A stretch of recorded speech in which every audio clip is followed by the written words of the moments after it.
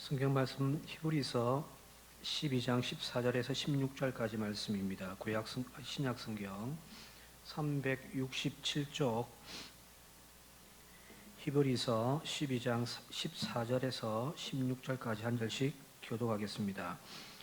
모든 사람과 더불어 화평함과 거룩함을 따르라. 이것이 없이는 아무도 주를 보지 못하리라.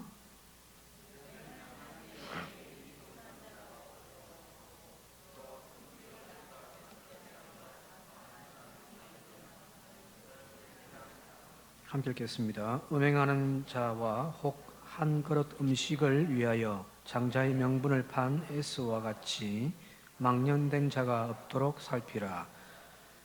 아멘. 이 시간에 마스크 쓰고 불러서 소리가 안 들 줄 아는데, 그리고 보니까 오구역인 분명합니다. 목소리 크신 분들이 있어가지고 이렇게 찬양 함께 올려드리겠습니다. 세상에 수많은 사람들이 다 존재하지만 하나님을 가까이 하고 또 하나님을 볼 수 있는 사람, 바로 그 사람들이 성도입니다. 성도는 뭐 겉으로는 표 안 나잖아요, 그죠? 오히려 밖에 있는 사람이 더 이쁠 수도 있고 더 잘 나가는 사람들일 수도 있습니다만은, 그러나 성도의 가장 큰 특징은 하나님과 가까이 할 수 있고 하나님과 교제할 수 있으며 하나님을 만날 수 있다는 거거든요. 그러나 먼저 우리가 하나님을 가까이 하기 위하여, 하나님을 볼 수 있기 위하여 성도인 우리가 해야 할 일이 있다면 그것은 바로 거룩입니다. 레위기에도 나와 있고 또 베드로전서에도 나와 있습니다만은, 베드로전서 1장 16절에 기록되어 있을 때 내가 거룩하니 너희도 거룩하라는 거거든요. 자석과 비슷하죠, 그죠? 자석은 그건 만나기도 하지만 또 밀어내기도 하잖아요. 우리에게서 하나님의 거룩이 없다면 우리가 아무리 가까이 다가가려고 하고 하나님이 우리에게 다가온다 할지라도 결국에는 튕겨나갈 수밖에 없단 말이거든요. 오늘 우리를 거룩하게 하는 것이 바로 하나님을 가까이 하는 첫 번째 과정입니다. 그래서 오늘 성경 본문 말씀 14절에 이렇게 말씀합니다. 함께 다시 읽겠습니다. 시작. 모든 사람과 더불어 화평하고 거룩함을 따르라. 이것이 없이는 아무도 주를 보지 못하리라. 거룩함이 없으면 아무도 하나님을 볼 수 없다라는 거예요. 여기서 본다라는 의미도 있겠습니다만 하나님과 가까이 할 수 없잖아요, 그죠?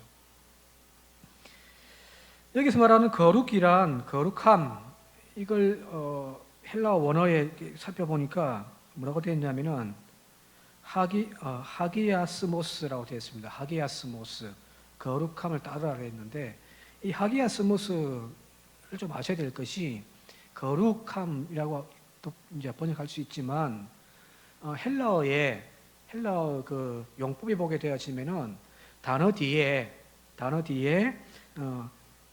MOS라고 모스라고 이게 붙어 있으면 이것은 거룩한 상태가 아니라 거룩해져 가는 과정을 이야기하는 겁니다. 동사의 의미예요. 우리로 이야기하면은 살아있다에 살다에 그 다자를 빼고 받침 미음을 붙이면 살음 혹은 삶이 되잖아요, 그죠? 명사가 되잖아요. 마찬가지예요. MOS를 붙이게 되어지면 그로 끝나는 단어는 어떤 명사, 형용사의 개념이 아니라 되어져 가는 과정으로서의 동사의 개념이라는 거예요. 자, 그렇다면은 여기 거룩함을 따르라 이 표현은 거룩해져 가라 이 말이거든요. 즉 성화입니다. 성화. 거룩해져 가는 것. 저 거룩이 완성된 채 고정되어 있는 것이 아니란 말이에요. 내가 한번 세례받고 하나님을 영접했다고 해서 나의 거룩함이 그대로 유지되어져 가는, 고정되어 있는 것이 아니란 말이에요. 우리는 끊임없이 오늘도 거룩해져 가야 되는 거예요. 자, 그런 맥락에서 볼 때 예수님께서 최후의 심판, 최후의 만찬을 하시던 자리에서 갑자기 물동이 가지고 와라, 수건 가져오라고 하시면서 제자들을 쭉 세워놓고서 뭐라고 말씀하시냐면은, 내가 너희들을 선생된 내가 너희에게 발을 씻겨주겠다라고 하는 거거든요. 자, 우리도 이제 한번 이제 그 사순절이나 성금요일 되면은 교회들마다 이거 한 번씩 세족식을 하기도 하잖아요, 그죠? 근데 대체적으로 안 하려고 한단 말이에요. 왜요? 부끄럽단 말이에요. 자기의 발을 무좀도 있는 발도 있을 거고 각질도 있는 발도 있을 거고, 그죠? 그런데 장로님이나 목사님이 탁 만져주는 게 왠지 이게 거북스럽습니다. 하지 말자. 이런 추세들이 많다고 하는데 여기 제자들도 마찬가지였던 것 같아요. 그래서 제자들 중에서 특히 베드로가 뭐라고 이야기하냐면은 요한복음 13장 8절입니다. 베드로가 이르되 내 발을 절대로 씻지 못합니다. 여기 절대라고 표현해요. 내 발은 절대 씻지 못합니다 하고 거부해버려요. 말이 안 된다는 거죠. 그때 예수님께서 대답하시되 내가 너를 씻어주지 아니하면 네가 나와 상관없다. 발을 씻겨줘야 한다는 거예요. 그래야 주님과 관계가 되어지고 상관이 있다는 이야기잖아요. 오늘 여기 말씀드린 거룩하게 해라, 거룩을 따라라. 그래야 주님을 볼 수 있다는 거잖아요. 비슷한 맥락으로 이해할 수 있죠. 자, 여기서 이제 베드로가 이제 그 말씀 듣고 난 다음에 얘하고 나하고 이제 끝이야 이렇게 돼버리니까 베드로가 이제 자기의 그걸 포기하고 한술 더 떠서 이제 뭐라고 이야기하냐면 자기의 몸 전체를 다 씻겨달라는 거예요. 자, 한번 읽어볼게요. 요한복음 13장 9절과 10절입니다. 9절과 10절 시작.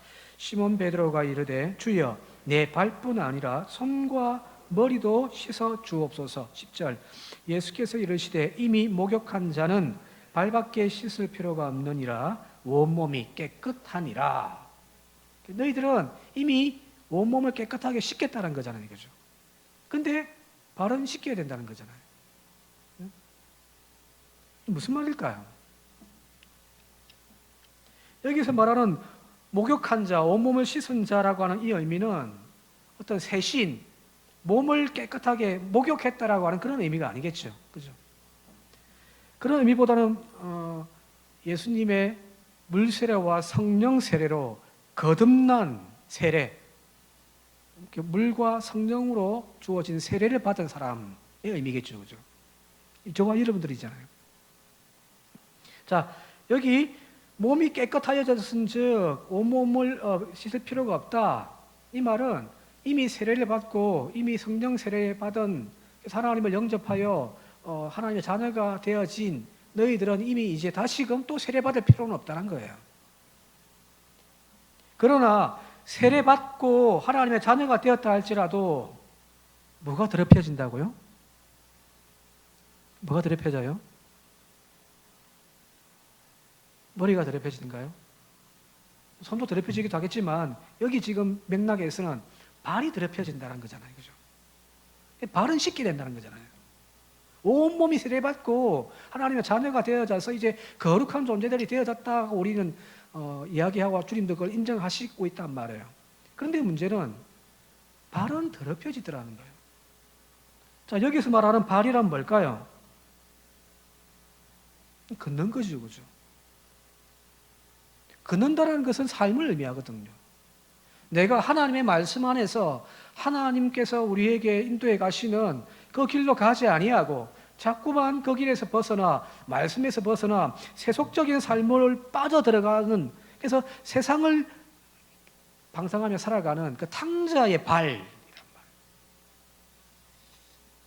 이 더럽혀지는 거죠.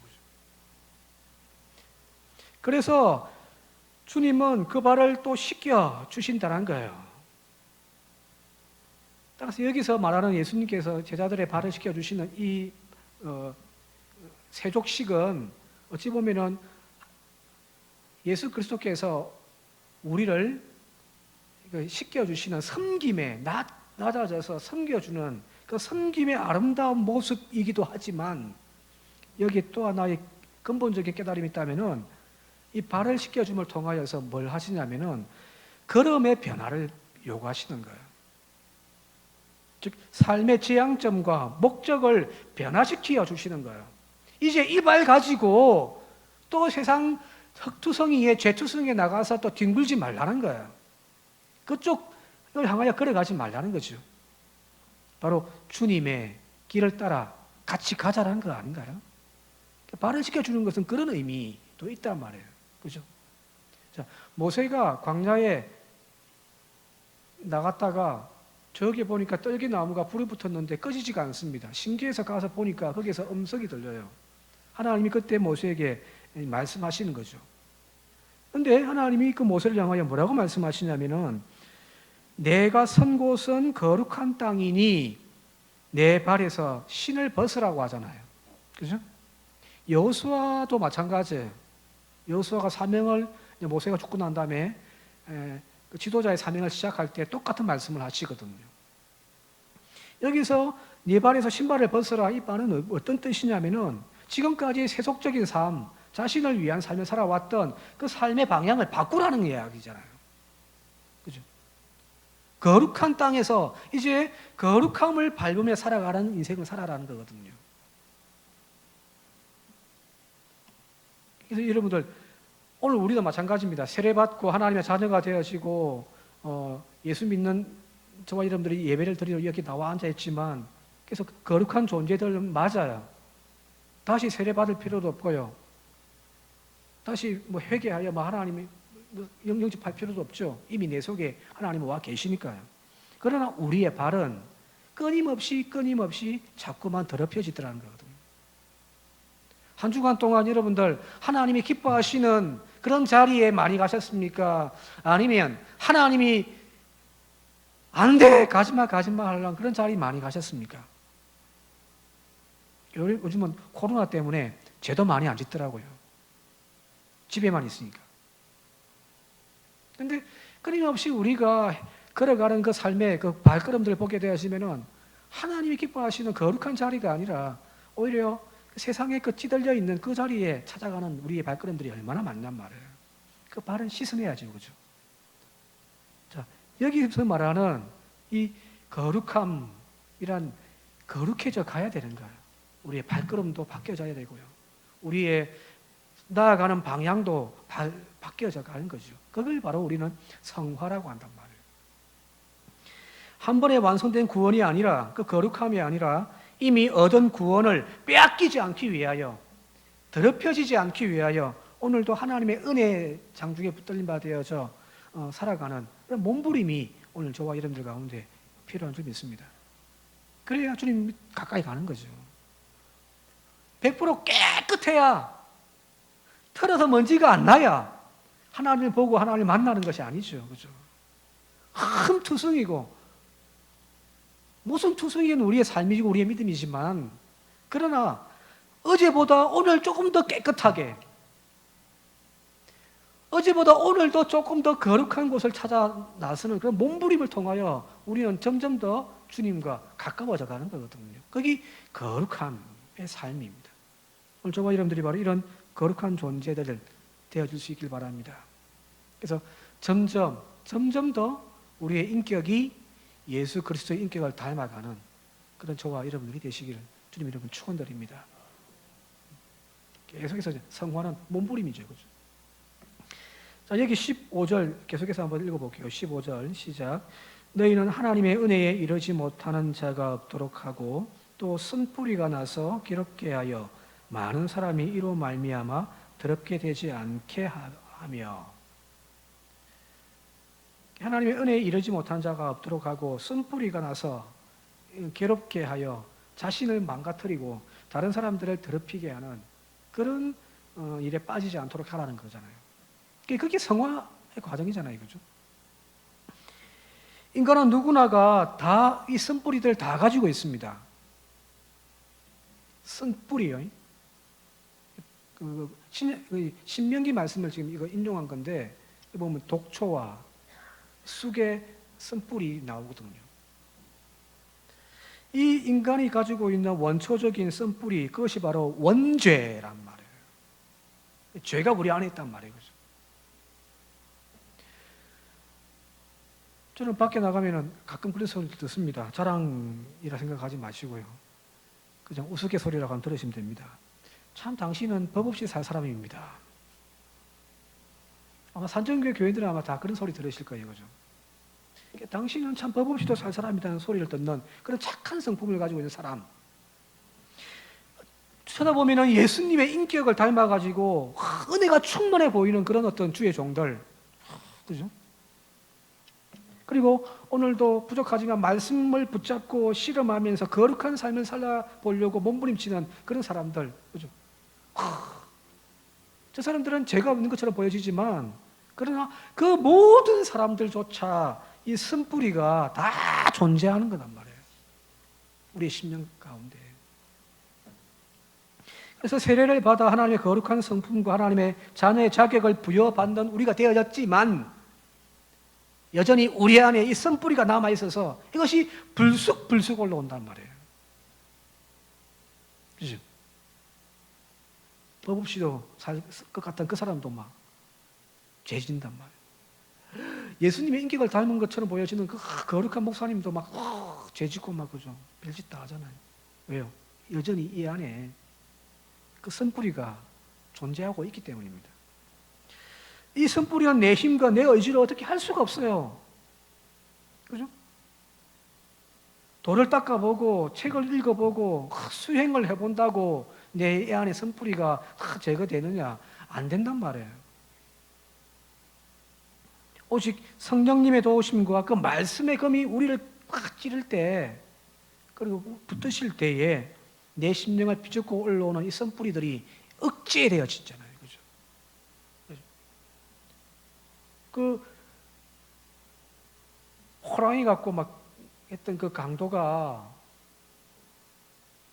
하나님 믿고 성령 받으니까 사람이 확 바뀌어버리잖아요. 왜 그럴까요? 이 쓴뿌리가 성령의 은혜로 이게 다스려지는 거죠. 그런데 어느 순간 우리가 잠시 방심하고 있는 사이에 어느 순간 그 쓴뿌리가 아직 뿌리는 남아 있으니까 또 우리의 심령밭을 뚫고 올라와서 개판 만들어 버리는 거죠. 가끔 믿음 좋고 참 훌륭하게 목회하시는 분들이 한순간 확 허물어지는 경우들 보신 적 있죠, 그죠? 저도 주변에 가끔 그런 분들 보거든요. 너무 안타까워요. 이분들이 믿음이 변질되고 타락했기 때문만은 아니에요. 더 근본적인 원인은 바로 이 쓴뿌리를 관리하지 못했기 때문이에요. 그것이 자라 내 심령밭을 확 망치고 있는데 그걸 깨닫지 못한 거죠. 다윗 같은 인물이 그런 인물이잖아요. 대표적으로 얼마나 훌륭해요. 정말 훌륭한 인물이란 말이에요. 그런데 그 위대했던 왕조차도 한순간 음란의 쓴뿌리가 자기의 심령밭을 뚫고 올라오는 것을 내버려 둠을 통하여서 어떻게 됩니까? 바세바를 범하고 그 이후에는 막 몰락해가는 왕이 되어지거든요. 왜요? 쓴뿌리를 관리를 못한 거예요. 어쩌면 우리는 죽는 그날까지, 아니 다르게 표현하면 주님 다시 오실 그날까지 바로 이 쓴뿌리를 끊임없이 또 캐내고 또 잘라내는 그런 믿음의 농사를 하며 살아가야 되는 존재들입니다. 그래서 거룩함이란 거룩해져가는 과정이라는 거예요. 말씀의 씨가 심령밭에 뿌려지고 우리의 그 말씀의 씨앗을 잘 자랄 수 있도록 물 주기도 해야 되겠지만, 이것이 가시던 뿌라 속에 그 기운이 억눌려 말라버리지 않도록 또 뭐 해야 되냐면은 우리 안에 있는 그 죄의 쓴뿌리들을, 불쑥불쑥 올라오는 그 죄의 쓴뿌리들을 오늘도 제거하고 또 제거하는 그 믿음의 농사도 잘 하셔야 됩니다. 저는 시골 살면서 느낀 게, 남자들은 큰 일만 합니다. 농사 일을. 중요한 큰 일만 하고요. 여자들은 허드렛 일 맨날 밤만 갈고 앉아 있습니다. 풀 잡초 캐고. 그러니까 남자들은 허리 굽은 사람이 별로 없는데 여자들은 허리 굽은 그 분들이 많잖아요. 늘 이렇게 엎드려서 꽃게질만 하고 있습니다. 그런데 그게 진짜예요. 여성들의 그 허드렛 일이 없었다면 그 밭에 식물은 제대로 자랄 수가 없는 거죠. 오늘 이 쓴뿌리를 제거하는 일에 열심히 합시다. 내 의지로 힘으로 되어지는 것은 절대 아니에요. 다스려지지가 않습니다. 이거는요. 그래서 끊임없이 엎드려서 기도해야 되는 거예요. 코로나 얼마나 기도하기 좋은 때입니까?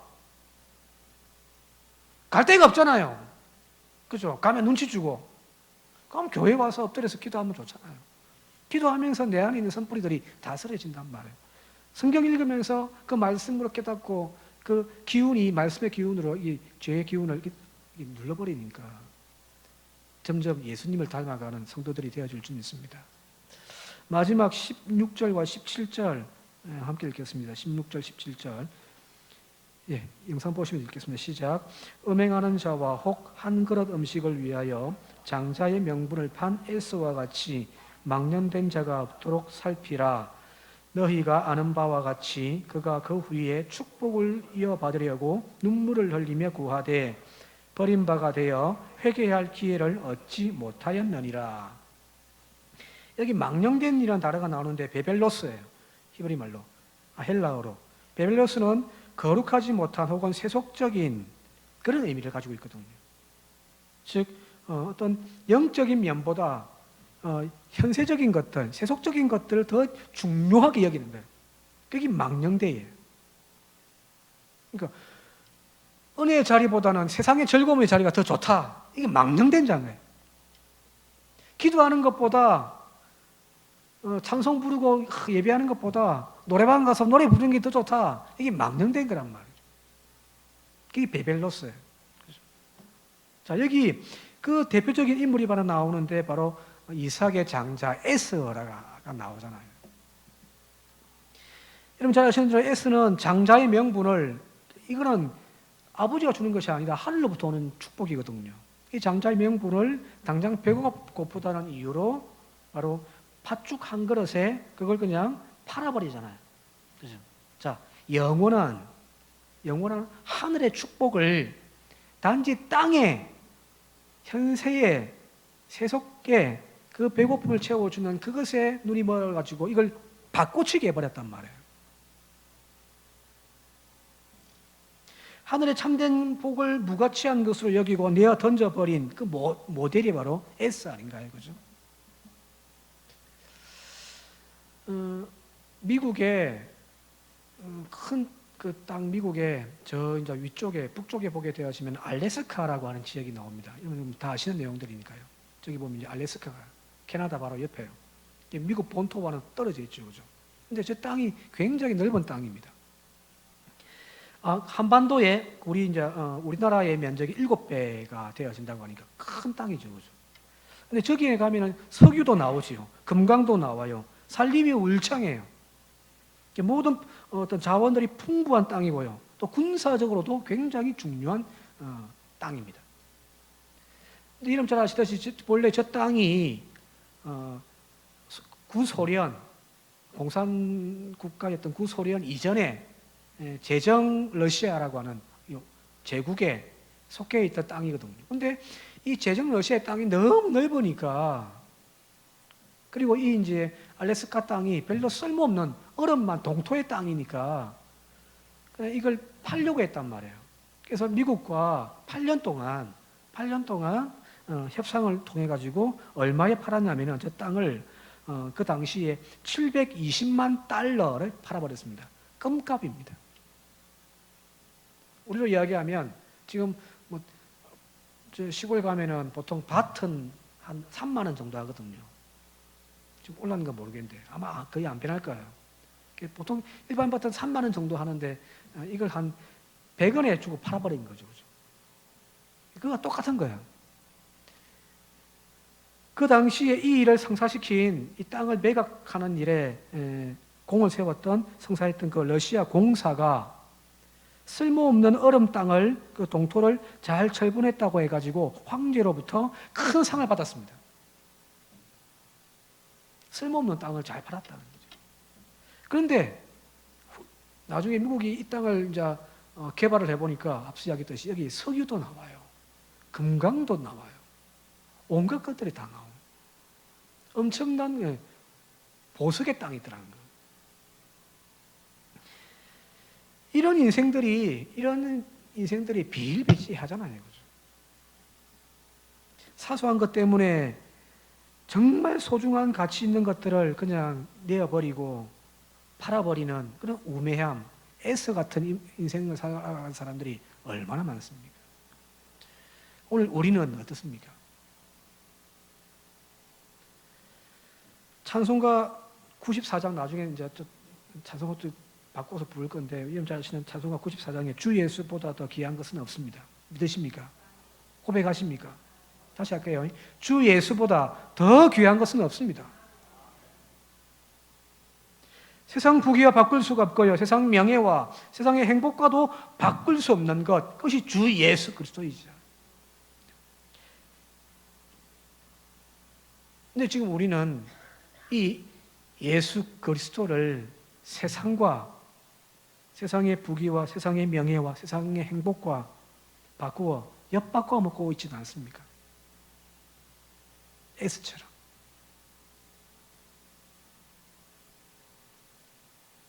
그래서 다시 한번 우리가 정확하게 우리의 믿음의 심령에 이걸 새겼으면 좋겠습니다. 주 예수보다 더 귀한 것은 없다. 그러면 우리가 어느 방향으로 나가야 할지, 어느 길을 걸어가야 할지, 무엇을 선택해야 할지 답은 나오잖아요. 그렇죠? 세상을 더 귀하게 여기니까 끊임없이 우리의 선택의 결론은 항상 세상적이더라고요. 아니에요. 틀렸어요. 망해요. 그러나 오늘 여기 있는 에스처럼 망하는 인생이 아니라 야곱처럼 어떻게 하든 그것을 쟁취하기 위하여 몸부림치고 실험하는 저와 여러분들이 되어줄 수 있길 바랍니다. 어떤 것을 선택할 때, 어디로 가야 할 때, 삶의 방향을 정해야 할 때 주 예수보다 더 귀한 것은 없습니다라고 결정하는 우리 모두가 되시기를 이 시간 주님 이름으로 축원드립니다.